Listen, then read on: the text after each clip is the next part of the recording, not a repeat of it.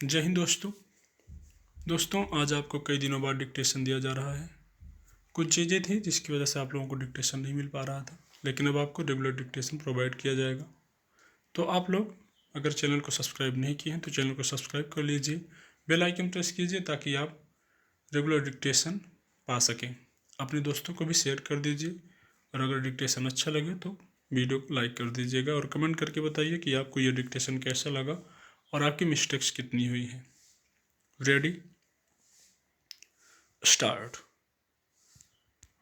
घर में अपने विवाह की चर्चा सुनकर राजस्थान के झालावाड़ शहर के एक स्कूल में 12वीं कक्षा में पढ़ने वाली बालिका की नींद उड़ गई। पढ़ाई से मन उचाट हो गया। उसने अपने माता पिता से कहा कि अभी उसके खेलने कूदने, पढ़ने लिखने और आगे बढ़ने के दिन हैं। शादी के बंधन में क्यों बांधना चाहते हैं। माता ने उसकी बात अनसुनी कर दी और पिता ने डांट कर चुप करा दिया। पढ़ लिख कर वह अफसर बनना चाहती थी, मगर कच्ची उम्र में उसका विवाह करके उसके सपनों का घर वाले कचूमर निकालने में लगे थे। घर वाले अपनी जिद पर अड़े रहे तो अपना बाल विवाह रुकवाने के लिए साहस करके वह कोतवाली थाना पहुंच गई। रिपोर्ट लिखवाई, लेकिन 2 महीने तक पुलिस ने कोई कार्रवाई नहीं की।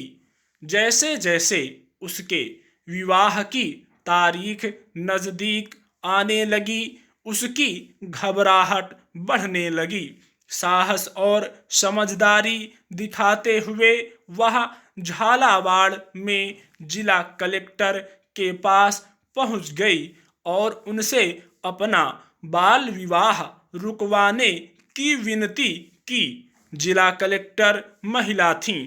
बालिका की पीड़ा को गहराई से महसूस करते हुए उन्होंने तत्काल बाल कल्याण समिति को निर्देश दिए। कानूनी कार्रवाई हुई और न्यायालय की ओर से नाबालिग बालिका के माता पिता को 50-50 हजार रुपए के जमानत मुचलके पर जमानत देते हुए उन्हें पाबंद किया गया कि 18 वर्ष पूर्ण होने तक उसका विवाह नहीं किया जाए। जाहिर है इस घटना से संबंधित ब्यौरा एक खबर में पढ़ने के बाद इस बहादुर बच्ची को कोई भी नमन करेगा, लेकिन आज के दौर में भी कायम रूढ़ियों से किसी का भी मन व्यथित हो सकता है। एक देश के रूप में स्वतंत्र हुए हमें 75 वर्ष से अधिक हो गए हैं, लेकिन दुखद स्थिति है कि सामाजिक कुरीतियों, रूढ़ियों और अंधविश्वासों से हमारा समाज आज भी जकड़ा हुआ है। बाल विवाह करना और करवाना कानूनन अपराध होते हुए भी ऐसा होता रहा है। बहुत कम ऐसे मामले सामने आते हैं जिनमें नाबालिग बालिकाएं विरोध कर पाती हैं, लेकिन ऐसा होने पर उनके साहस की सराहना करने की जगह उनको प्रताड़ित किया जाता है, उनकी उपेक्षा की जाती है, जिससे उनका हौसला पस्त हो जाता है। अशिक्षा, गरीबी, अंधविश्वासों, अंधश्रद्धाओं के कारण 21वीं सदी में पहुंचकर भी हमारा समाज का बाल विवाह अनमेल विवाह, पर्दा प्रथा, दहेज प्रथा जैसी सामाजिक बुराइयों से ग्रस्त होना निस्संदेह चिंताजनक है। यह रूढ़ मानसिकता आज भी कायम है कि स्त्री पराया धन है। बाल्यकाल में ही जल्दी से जल्दी उसका विवाह करके उसके माता पिता अपने दायित्व से मुक्त होना चाहते हैं। अशिक्षित वर्ग में आज भी यह रूढ़ मान्यता है कि बालिका के रजस्वला होने की उम्र से पहले विवाह कर देना चाहिए, अन्यथा परिवार पाप का भागी बन जाएगा। समाज की यह रुग्ण मानसिकता दशकों से चली आ रही है। आजाद से पहले हमारे देश में कई समाज सुधारकों ने समाज को कुरीतियों और रूढ़ियों से मुक्त कराने के लिए अंग्रेजों की अधीनता सहते सामाजिक चेतना की अलख जगाई थी। वे जानते थे कि कुरीतियों और रूढ़ियों से मुक्त होकर ही सच्ची आज़ादी मिल सकेगी। उनके द्वारा चलाए गए समाज सुधार आंदोलन के परिणाम स्वरूप सन 1929 में इंपीरियल विधान परिषद द्वारा बाल विवाह निरोधक अधिनियम पारित किया गया।